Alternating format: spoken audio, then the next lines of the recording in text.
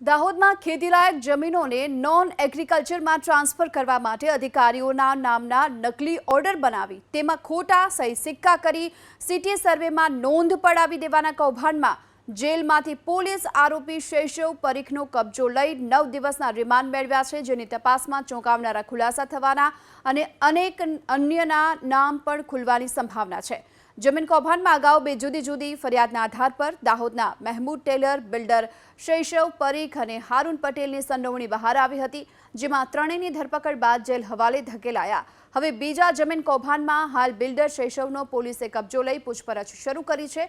શૈશવની પૂછપરછમાં પોલીસને અલગ અલગ માહિતીઓ મળી, જેના આધાર પર પોલીસે પુરાવા એકત્રિત કરવાની કામગીરી હાથ ધરી છે। પોલીસે અન્ય ભોગ બનનારની અરજી કરવા પણ અપીલ કરી છે।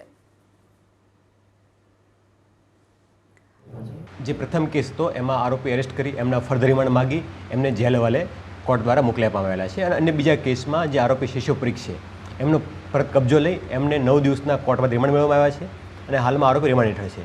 રિમાન્ડ દરમિયાન અલગ અલગ માહિતીઓ મળી રહી છે। એ માહિતીઓ મુજબ અલગ અલગ પુરાવા એકત્ર કરવાની કાર્યવાહી હાલમાં ચાલુમાં છે, જે પોઝિટિવ પ્રોગ્રેસ ચાલી રહી છે અને એવિડન્ટરી વેલ્યુ પણ એમની સારી એવી ચાલી રહી છે।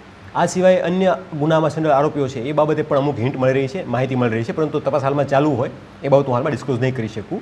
આ સિવાય અમુક લોકો તરફથી નામી અનામી અરજી પણ મળી રહી છે કે આ પ્રકારના 73AA કે નકલી એને લગતના શંકા હોય કે અમુક પુરાવા જોડ્યા હોય કે અમુકમાં પુરાવા વિહીન અરજી હોય, આ પ્રકારની અમુક અરજીઓ પણ મળી રહી છે, જેની પણ કલેક્ટરશ્રી કચેરીમાં કે લાગુ પડતી કચેરીઓમાં મોકલીને આ બાબતે ફેક્ટ ફાઇન્ડિંગ કરવાની કાર્યવાહી હાલમાં ચાલુમાં છે।